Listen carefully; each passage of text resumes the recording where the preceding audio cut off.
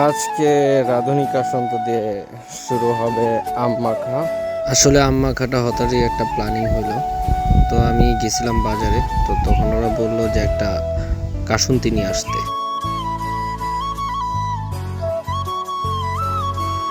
এই যে আমাদের আমের ব্লগিং শুরু হয়ে গেছে। আম ভর্তা মাখা খাবে নাইম বক্সো ইজ কামিং।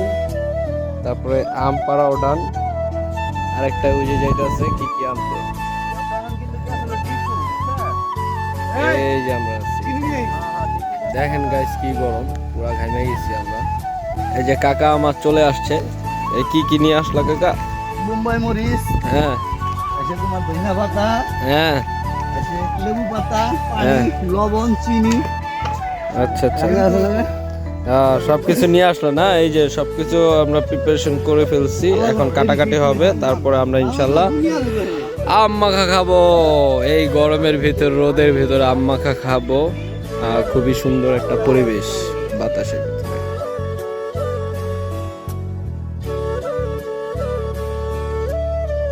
কাকা এটা কি দিতে হবে? মুম্বাই মরিচ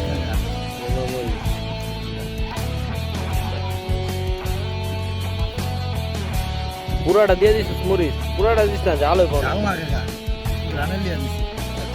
এখন আম মাখতেছে আমাদের নাইম বক্স, নাইম খান না, নাইম খান। কি দিলা কাকা? লবণ লবণ দিলা, চিনি দিছ না?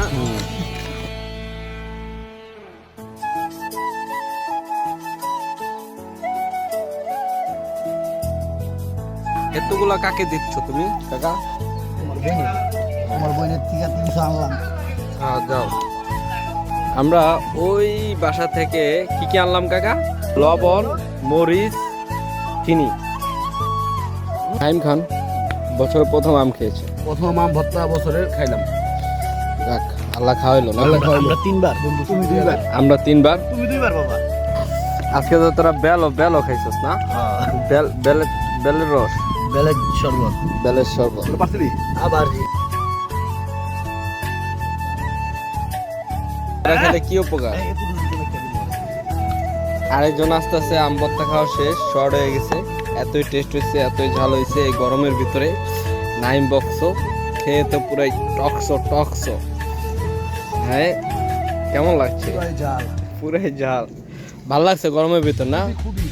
শরীরটা ঠান্ডা হয়ে যাবে একটু পরে নাকি? যা আরো 2টা আম পাড়ালে ওই যে আইতাছে, লোক আইতাছে, খাইব না যা। আরেকজন আসতেছে, কিন্তু আম ভর্তা শেষ। যাক, আম খাওয়া শেষ আমার। অনেক টক, অনেক মোটামুটি ঝালও রাখলো, ভালো লাগে।